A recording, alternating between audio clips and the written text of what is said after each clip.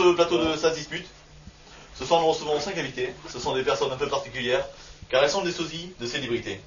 Alors on va commencer par Philippe Caroute. Bonsoir Philippe. Bonsoir. Alors vous êtes le sosie de Johnny Hallyday. D'accord. Nous allons donc voir votre reportage. La Johnny Mania ne cesse de croître. Nous nous sommes rendus chez Philippe Caroute, alias Johnny Vegas, le sosie de Johnny Hallyday. Vous savez, c'est pas donné à tout le monde de ressembler très concret. La nature m'a vraiment gâté. Souvent, quand je marche dans la rue, il y a pas mal de personnes qui me prennent pour le vrai. Et vous le prenez comment? Oh, très bien, les gens sont formidables. Philippe, cherche le piano. Cherche le piano encore. Et par rapport à votre travail, vous le prenez comment? Surtout, vous avouez, j'ai deux personnalités. Au travail, je suis Philippe Caroute. Et dès que j'arrive à la maison, c'est Johnny Vegas. Vous vous rendez où là? Là, je vais chercher Adeline au collège. D'accord. C'est votre fille? Non, c'est ma copine, pourquoi?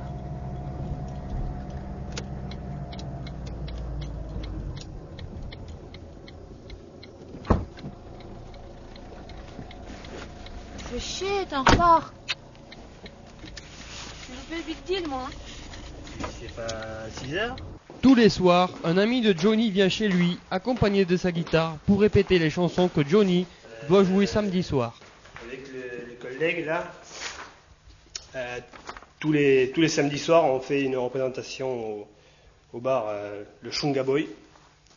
Et donc là, on va vous interpréter une petite chanson pour vous mettre l'eau à la bouche un petit peu là.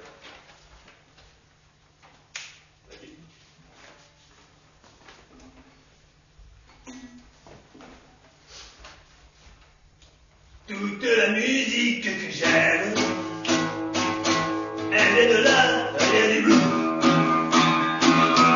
C'est moi le son de les peines pour exprimer ce qu'est le blues. Pierre Manzano, bonsoir. Bonsoir Jean-Luc.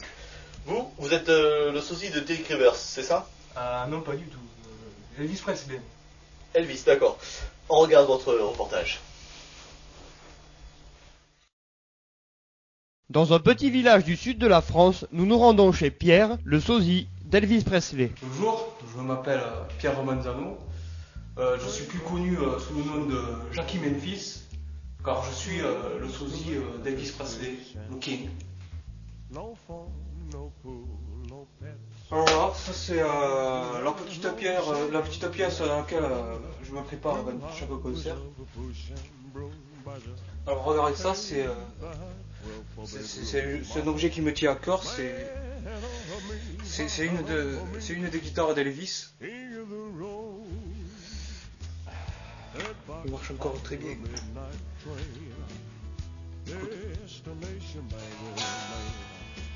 Je suis actuellement sans emploi, mais pour subvenir à mes besoins, j'organise régulièrement des concerts chez moi. Nous sommes tombés le bon jour, car le Burger King, non donné par ses amis, doit donner une représentation dans 1 heure.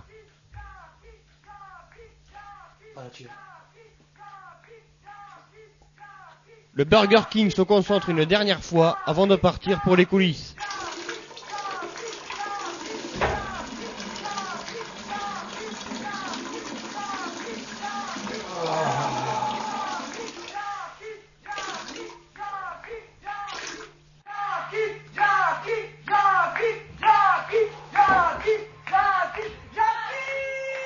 La foule est en délire, le Burger King fait une entrée spectaculaire.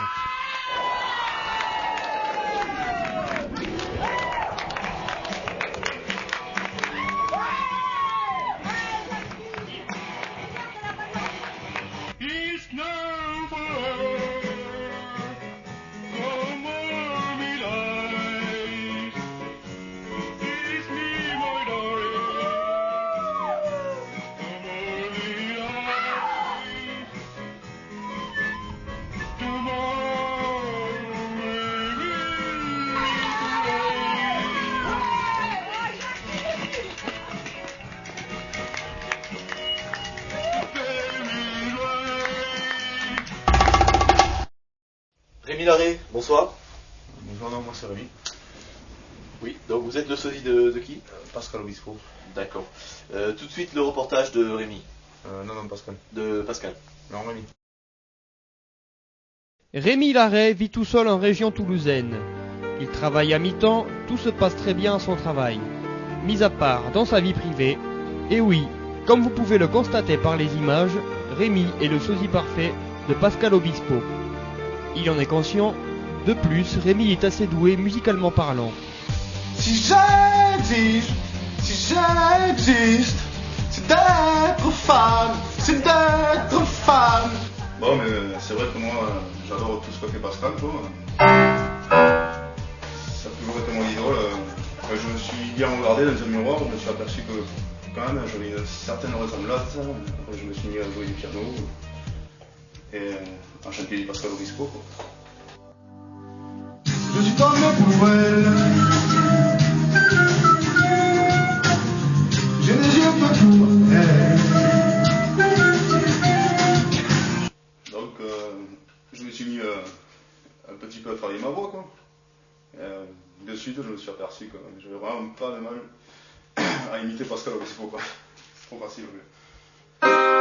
Seulement, cette image d'Obispo lui pèse, et Rémi le vit très mal.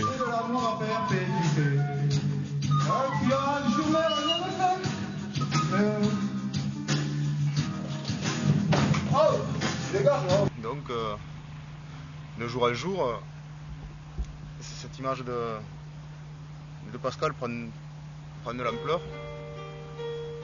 Et le jour d'aujourd'hui, je le vis très mal. En effet, Rémi se fait souvent interpeller dans la rue. Il ne peut plus faire quoi que ce soit sans être remarqué. Rémi craque. Ça va. Connard. Ah, salut Rémi, ça va? Oh, mais toi aussi tu arrêtes. Eh quoi? Mais t'as pas c'est Rémi, je te dis, bordel de merde, c'est merde, encore. Je t'emmerde, là. Putain, mais arrêtez, bordel, arrêtez.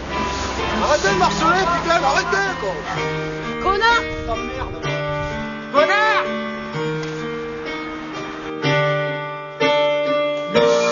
C'est pas dit dans les livres. Lucie est la plus importante pour vivre. Je suis sous antidépresseur. Je dors plus, je mange plus. Je vis plus, quoi. Le plus important. Je demande pas les choses. Ce que je demande, c'est comment enfin on m'appelle Rémi.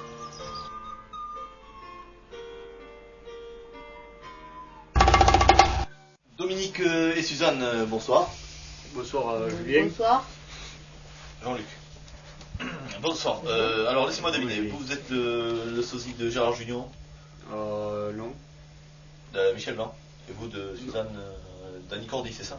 Ah non, pas du tout. Non? Non. Vous êtes les sosies de qui alors? Personne. Personne. Vous êtes venus pourquoi? Alors expliquez-nous. En fait, nous, on nous a dit que. Disons qu'on a un petit problème. Disons qu'on a été victime d'une escroquerie immobilière et on nous a dit de venir en parler sur votre plateau. Non, Julien. attendez, je crois qu'on a un souci, C'est pas. vous n'êtes pas dans la bonne émission, attendez, je crois que... C'est pas Julien Courbu? Bah non, pas du tout, non. Enfin, on a un gros problème là, attendez. Régie? Non, envoyez... Non, surtout pas, non, pas le reportage, non, arrêtez, non, s'il vous plaît, arrêtez, s'il vous plaît, la régie. Dominique et Suzanne vivent en enfer depuis 5 mois. En effet, ils ont été victimes d'une escroquerie immobilière. Résumons les faits. Le couple vivait depuis 15 ans en location non loin de Toulouse. Dominique, n'en pouvant plus de payer le loyer, se lance dans une idée folle, avoir sa propre maison. De plus, il veut absolument posséder un garage pour rentrer sa BX Turbo Diesel, une voiture qui lui tient à cœur. Suzanne, elle, souhaiterait avoir un enfant. Pour Dominique, c'est décidé, il part à la recherche de leur future maison. Il tombe sur une annonce de la société À la rue Immobilier. Apparemment, l'offre est alléchante et Dominique saute sur l'occasion sans réfléchir. Et c'est au bout de quelques jours qu'il se rend compte de l'escroquerie. Dominique et Suzanne ont acheté des WC publics. nous nous sommes rendus chez le couple désemparé. C'est pour le reportage, bonjour. Dominique, pour la télé. Ben, il est vrai que je suis en tort par rapport au contrat, parce que je ne l'ai pas lu, mais bon, il faut tout de même avoir un cœur de pierre pour oser faire un coup pareil. Mais bon, Salut Dominique. le pire... Salut Jackie, tu vas bien? Ah ouais. Le pire dans tout ça, c'est qu'on est obligé de laisser rentrer les gens, vu que c'est des choses publiques, quoi. Avec Suzanne, on n'a plus d'intimité. Ça fait 6 mois qu'on vit dans ce taudis. Là, on n'en peut plus. Mon mari est à bout. Il doit se lever très tôt le matin pour aller travailler et il dort quasiment plus. C'est intenable. Oui, car il faut se dire qu'il y a du passage à la journée, mais aussi la nuit. Surtout tôt le matin, quand les jeunes rentrent de boîte de nuit, complètement fous. Ça, c'est vraiment le pire des pires. Avec Suzanne, on voit toutes les couleurs. Des fois, il faut avoir le cœur vraiment bien accroché. Bon, encore, là, on n'a pas trop à se plaindre, vu que c'est quand même... c'est assez neuf, hein, il y a un beau carrelage. Oui, bon, mis à part, disons qu'on a dû changer la poutre parce que, disons qu'elle prenait l'humidité, si vous voulez. Il a fallu que tu la changes. Elle commençait à poudrer. Ah oui, il a fallu que je la change. Ah oui. Parce que attends, c'est pas que t'es il a fallu, parce que j'ai acheté la poudre, ça c'est un problème, mais comme un con, j'ai acheté une poudre plus grosse, ce qui fait qu'il a fallu que j'entaille les murs des deux côtés. Rentailler les murs, c'est pas un problème. C'est pas un problème. J'ai rentaillé les murs de ce côté, c'était bon, mais bon, à côté il y a une vieille. La vieille, une vieille. C'est une connasse. Oui. Parce que bon, Oui, hein. laisse-moi parler, Suzanne. Dominique, calme-toi, j'en ai marre. Hein. J'ai rentaillé de ce côté. Oui, de ce côté. L'autre côté aussi avec le rentaille, Oui. mais la vieille, bon, disons que. Vieille. Ça là. Pourquoi vous n'avez pas rentaillé la poutre plutôt?